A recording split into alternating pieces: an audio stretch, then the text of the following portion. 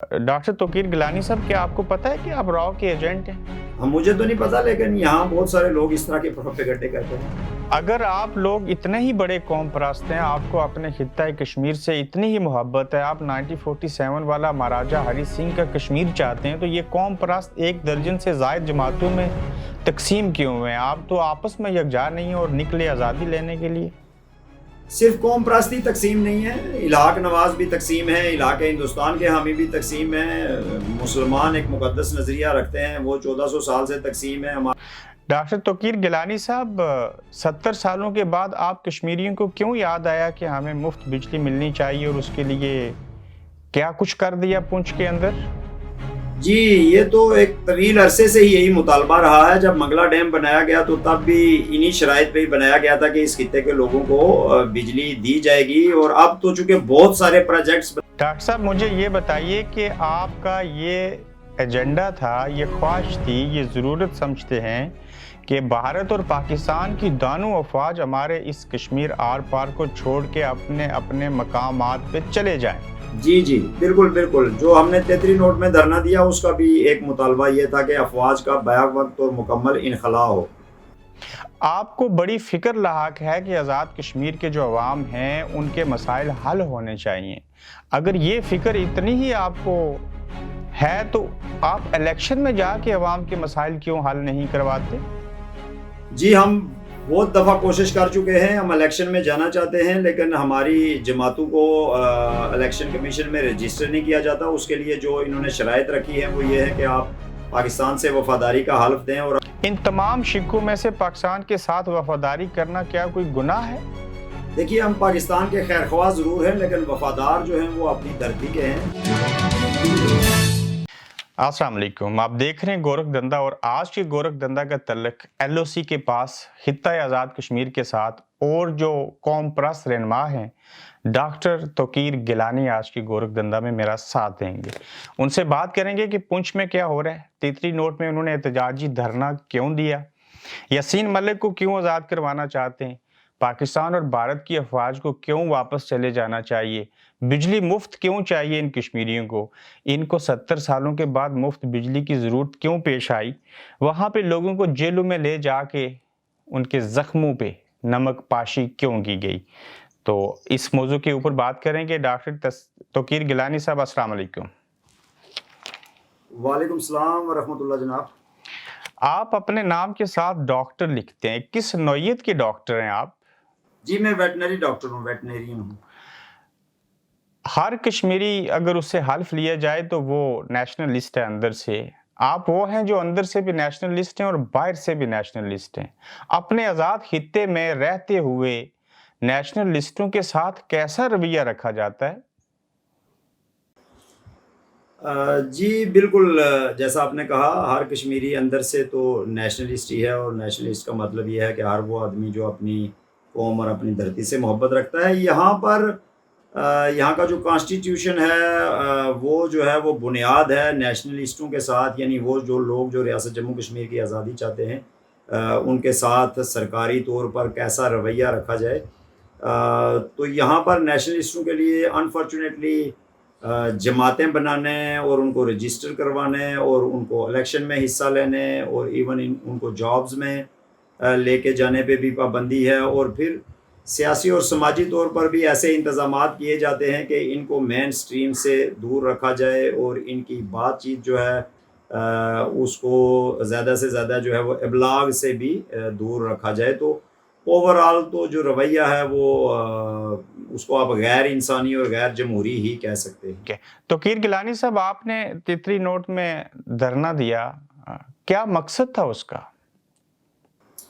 जी, 25 मई को इंडिया की जो मौजूदा फाशिस्ट हुकूमत है उसकी कायम करदा एक खुसूसी अदालत ने जम्मू कश्मीर लिबरेशन फ्रंट के चेयरमैन मोहम्मद यासीन मलिक को उम्र कैद की सज़ाएं सुनाई, और 5 अगस्त 2019 के बाद जो सूरत हाल पैदा हुई रियासत जम्मू कश्मीर के मसले के हवाले से, उसके तनाज़र में सीज़ फायर लाइन के दोनों तरफ बेशुमार ऐसे इकदामात उठाने की कोशिशें की जा रही हैं कि कश्मीरियों को ये लग रहा है कि उनकी आज़ादी की तहरीक को ख़त्म करके तो ان کو تقسیم کیا جا رہا ہے. تو 33 نوٹ میں 22 جولائی کو ہم یاسین ملک اور دیگر بہت سارے جو جدوجہد آزادی کے اسیران ہیں ان کی رہائی کے لیے ہم وہاں پر گئے, اور اس کے ساتھ ساتھ ہمارا مطالبہ یہ تھا کہ ریاست جموں کشمیر سے بیرونی افواج جو ہیں دونوں طرف ان کا مکمل اور بیک وقت انخلاء کیا جائے.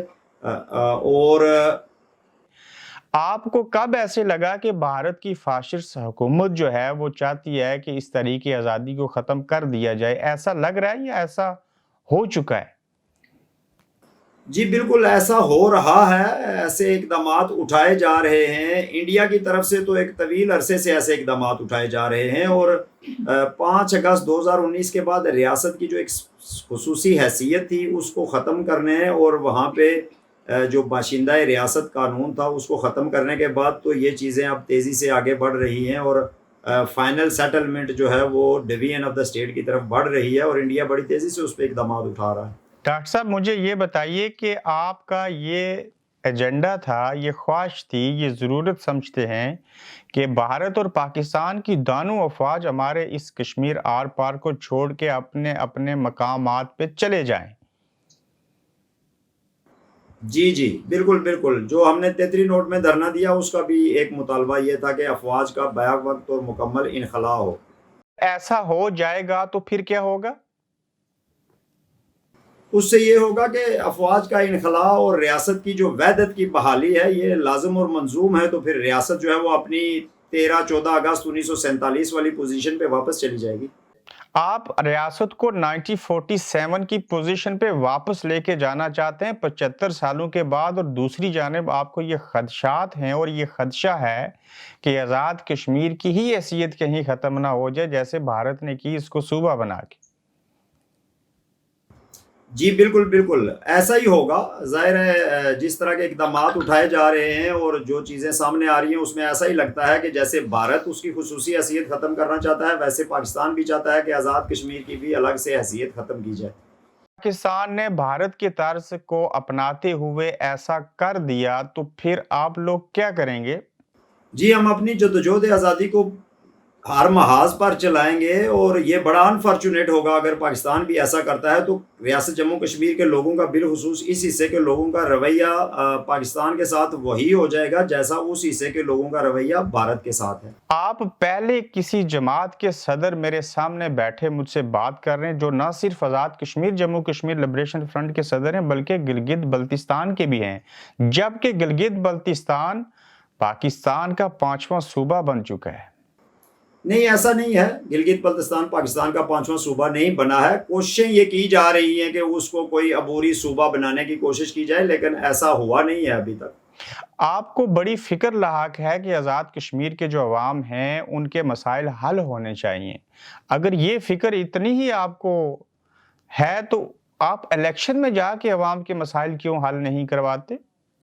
جی ہم بہت دفعہ کوشش کر چکے ہیں, ہم الیکشن میں جانا چاہتے ہیں لیکن ہماری جماعتوں کو الیکشن کمیشن میں رجسٹر نہیں کیا جاتا. اس کے لیے جو انہوں نے شرائط رکھی ہیں وہ یہ ہے کہ آپ پاکستان سے وفاداری کا حلف دیں اور آپ کی جماعت جو ہے وہ پاکستان کے ساتھ الحاق کے نظریے پر عمل کرنی چاہیے, اور پھر الیکشن میں بھی جب آپ جاتے ہیں تو اس کے لیے بھی آپ کو یہ اوتھ لینا پڑتا ہے کہ آپ پاکستان کے ساتھ الحاق کے حامی ہیں.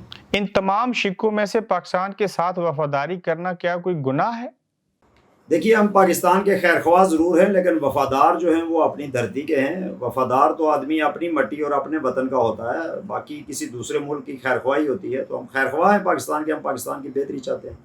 ڈاکٹر توقیر گیلانی صاحب, 70 سالوں کے بعد آپ کشمیریوں کو کیوں یاد آیا کہ ہمیں مفت بجلی ملنی چاہیے, اور اس کے لیے کیا کچھ کر دیا پونچھ کے اندر؟ جی یہ تو ایک طویل عرصے سے ہی یہی مطالبہ رہا ہے. جب منگلا ڈیم بنایا گیا تو تب بھی انہی شرائط پہ ہی بنایا گیا تھا کہ اس خطے کے لوگوں کو بجلی دی جائے گی, اور اب تو چونکہ بہت سارے پروجیکٹس بنائے جا رہے ہیں اور ہمارے واٹر ریسورسز جو ہیں ان کو استعمال کیا جا رہا ہے اور بجلی کو بہت زیادہ مہنگا کر دیا گیا ہے, اور ایسے ٹیکسز لگائے جا رہے ہیں جو لوگوں کی پہنچ سے باہر ہیں, اس لیے یہ مطالبہ اب شدت پکڑ رہا ہے. کیا بطور ریاست کا باشندہ ہونے کے ناطے ایک ریاست کے اندر رہتے ہوئے احتجاج کرنے والوں کو دھرنے کے دوران پولیس کی سرکاری گاڑیوں کو آگ لگانی چاہیے تھی؟ یہ کلیئر نہیں ہے مظاہرین کا جو ہے وہ، یہ ایک تو یہ دھرنا نہیں تھا، وہ تو پروٹیسٹ تھا، اور جب گولیاں چلی تو اس کے بعد ایک گاڑی کو آگ لگائی گئی، تو مظاہرین کا یہ کہنا ہے کہ وہ پولیس نے خود لگائی، جبکہ پولیس کا کہنا ہے کہ یہ مظاہرین نے لگائی ہے، تو کوئی جوڈیشل انکوائری ہوگی تو پھر ہی پتہ چلے گا۔ ڈاکٹر توقیر صاحب، کیا یہ بات درست ہے کہ ایک عابد حسین نعیمی نوجوان کو مارا گیا، اس کو بلیڈ سے کاٹا گیا، پھر اس کے اوپر نمک اور مرچیں اس کے جسم پہ لگائی گئیں؟ کیا یہ ہماری آزاد کشمیر کی پولیس کے ساتھ ہی یہ واقعہ پیش آیا یا کسی بھارت کا واقعہ ہے یہ؟ جی یہ راولا کوٹ کا ہی واقعہ ہے، اور اسی کے اوپر آگے چل کر تو یہاں عدالت نے جو ہے وہ ایک کمیشن مقرر کر کے تھانے میں بھیجا ہے، جو یہ دیکھ رہا ہے کہ جو گرفتار شدگان ہیں ان پر کتنا تشدد کیا گیا، لیکن اس حوالے سے جتنی بھی رپورٹس آئی ہیں وہ بڑی تشویشناک ہیں۔ آپ جب بھی کسی طرح کا مطالبہ کسی دھرنے میں، کسی لانگ مارچ میں لے کے جاتے ہیں تو یہ آپ کے مطالبات دراصل کس کے سامنے رکھتے ہیں؟ آپ ان مطالبات کو، آپ کو کیا لگتا ہے آپ کے مطالبات کو کون مانے گا؟ جی ہم تو چونکہ ایک تحریک میں ہے نا، تو وہ تحریک کے مطالبے ہوتے ہیں، جیسے کہ ریاست جموں کشمیر کے لوگوں کا مطالبہ ہے کہ ان کو آزادی دی جائے، تو ہم تو ایک تحریک کو آگے لے کر چل رہے ہوتے ہیں۔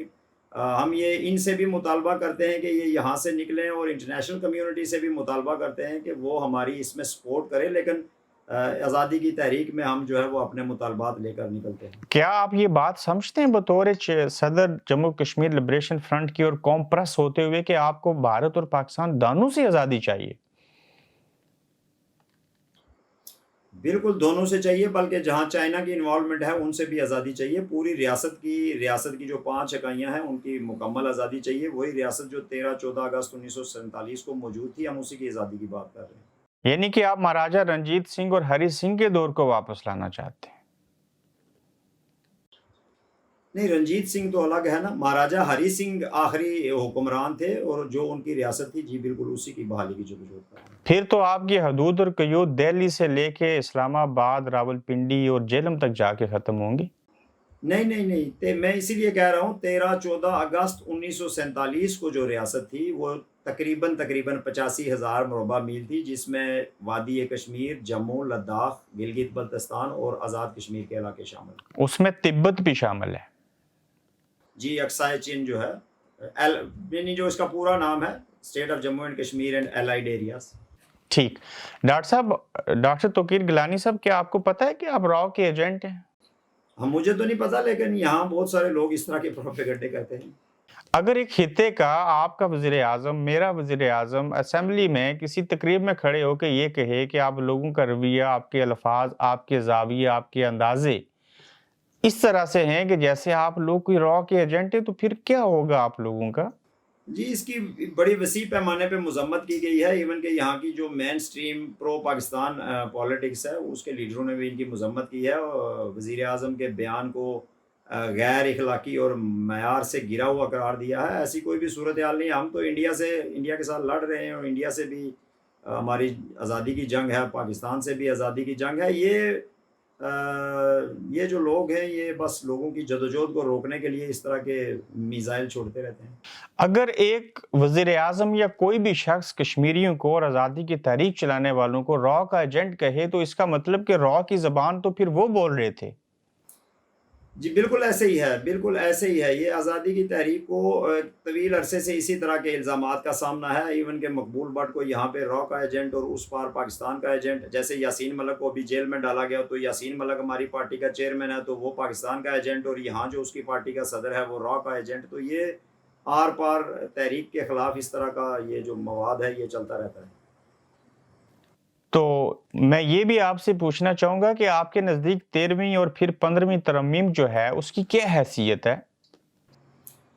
دیکھیے یہ 15ویں ترمیم جو ہے جو اس کا مجوزہ مسودہ گردش کر رہا ہے، اور جس کے اوپر تقریباً آلموسٹ آزاد کشمیر میں ہر شخص پریشان ہے، یہ ریپلیکا ہے 5 اگست 2019 کے انڈین اقدامات کا، جس میں ریاست کی حیثیت کو ختم کرنا اور ریاست کی سیاست اور اس کے اقتدار اور اس کے معیشت اور اس کے ریسورسز پہ مکمل کنٹرول حاصل کرنا جو ہے یہ اس کا مقصد ہے، اور اس کو یہاں کے لوگ کبھی بھی قبول نہیں کریں گے۔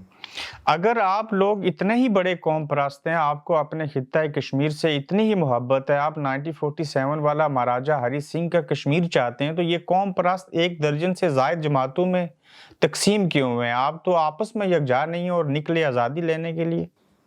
صرف قوم پرستی تقسیم نہیں ہے، الحاق نواز بھی تقسیم ہے، الحاق ہندوستان کے حامی بھی تقسیم ہیں، مسلمان ایک مقدس نظریہ رکھتے ہیں، وہ 1400 سال سے تقسیم ہے، ہمارا پورا معاشرہ برادریوں قبائل علاقوں میں تقسیم ہے، تو یہ انہیرٹ ہو رہی ہیں چیزیں تقسیم کی۔ دوسرا یہ ہے کہ ہم چونکہ دونوں طرف کی قبضے کے عتاب کا بھی شکار ہیں، تو یہاں پہ پاکستان والے قبضے میں یہ سب سے آسان فارمولہ یہ ہے کہ جیسے ہی قوم پرست جو ہیں وہ تھوڑی سی طاقت پکڑیں تو ان کو ڈیوائیڈ کر دو، مطلب ڈیوائیڈ اینڈ رول والا فارمولہ ہے، تو اس کا شکار ہو جاتی ہیں تنظیمیں بھی اور لوگ بھی۔ ڈاکٹر توقیر گیلانی صاحب، آپ کے وقت کا بے حد شکریہ۔ ناظرین، یہ قوم پرست ڈاکٹر توقیر گیلانی صاحب آج گفتگو کر رہے تھے۔ آپ نے دیکھا، آپ نے سنا یہ کشمیری کس محاذ پہ کھڑے ہیں، ان کے ساتھ ہو کیا رہا ہے، کیا ان کو کشمیر کسی دور میں آزاد ملے گا جہاں پہ لاکھوں لوگ شہید ہو چکے، ہزاروں لوگ اندھے ہو چکے، لوگوں کے ساتھ کیا سے کیا نہیں ہوا؟ یہ سوالات میں آپ کے لیے چھوڑتا ہوں۔ آپ دیکھ رہے ہیں گورکھ دھندا ابرار قریشی کے ساتھ۔